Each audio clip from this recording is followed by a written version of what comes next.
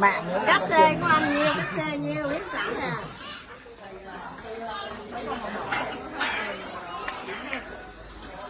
Sao mình không nghe nó nói chuyện nữa.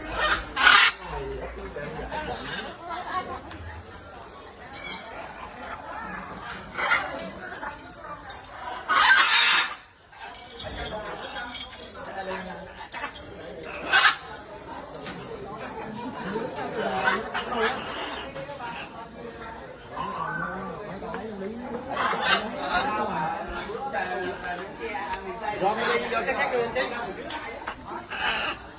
Vô xét cái Sao con? Giỏi.